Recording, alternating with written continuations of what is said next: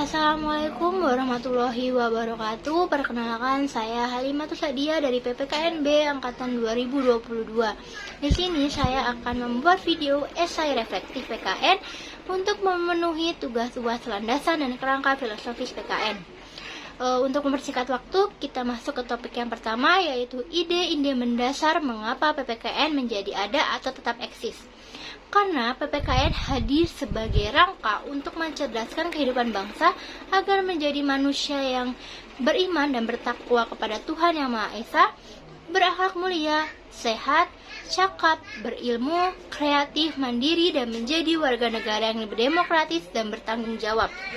PPKN bertujuan untuk membentuk identitas kewarganegaraan yang kuat dalam diri setiap warga negara Indonesia.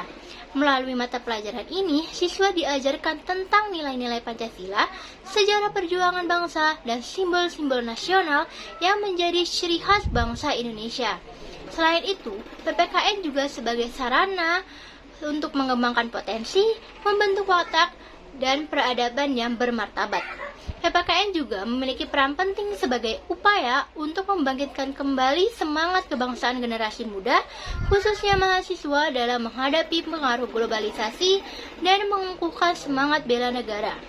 Tujuannya adalah untuk memupuk kesadaran cinta tanah air, mengetahui tentang hak dan kewajiban dalam usaha pembelaan negara, serta menjaga persatuan dan kesatuan bangsa dalam bingkai Bhinneka Tunggal Ika.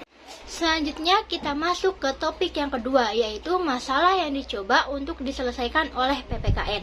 Pertama, kurangnya pemahaman peserta didik akan identitas nasional bangsa Indonesia.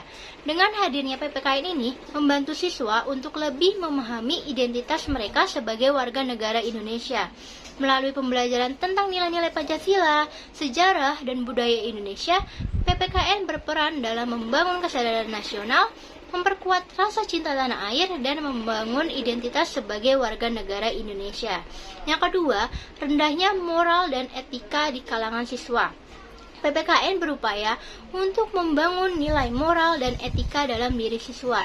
Dalam PPKN ini, siswa diajarkan pentingnya nilai-nilai kebaikan dan norma-norma sosial sebagai warga negara yang baik dan beretika. PPKN membantu siswa untuk membentuk karakter mereka menjadi lebih baik, memiliki sikap bertanggung jawab, saling toleransi, dan menghargai hak-hak orang lain. Yang ketiga, ancaman pemecah persatuan yang kerap kali terjadi. PPKN berperan dalam mengatasi ancaman terhadap keutuhan NKRI dengan mengajarkan tentang keberagaman budaya, suku, dan agama di Indonesia sejak masih duduk di bangku sekolah, maka akan membantu siswa dalam membangun kesadaran persatuan dan kesatuan, serta mengatasi konflik yang dapat mengancam keutuhan negara. Selanjutnya, yang keempat itu ada tantangan global yang dihadapi siswa. PPKN juga mencoba untuk mengatasi tantangan global yang dihadapi oleh siswa melalui pemahaman tentang isu-isu global seperti hak asasi manusia, perdamaian, lingkungan hidup, dan globalisasi. PPKN membantu siswa memahami pentingnya kerjasama internasional, toleransi, dan kesadaran akan isu-isu global yang relevan. Yang kelima, kurangnya kesadaran politik. PPKN bertujuan untuk meningkatkan kesadaran politik di kalangan siswa melalui pemahaman tentang sistem politik di Indonesia, struktur pemerintahan, dan proses pengambilan keputusan politik. Mata pelajaran ini berperan dalam mempersiapkan siswa untuk menjadi warga negara yang aktif, terinformasi, dan berpartisipasi dalam kehidupan politik. Lalu yang terakhir, topik yang ketiga, yaitu bagaimana cara terbaik untuk mengetahui penyelesaian masalah yang diajukan itu bisa bermanfaat. Yang pertama, memberikan pendidikan nilai moral dan etika. PPKN memberikan pendidikan nilai moral dan etika kepada siswa. PPKN fokus pada pembentukan karakter siswa dengan mengajarkan nilai-nilai moral, norma-norma sosial, dan prinsip-prinsip kehidupan berdemokrasi. Metode ini melibatkan diskusi, refleksi, studi kasus, dan contoh nyata untuk mengembangkan pemahaman dan kesadaran siswa tentang nilai-nilai yang diinginkan. Yang kedua, PPKN memberikan pembelajaran langsung untuk meningkatkan partisipasi aktif siswa.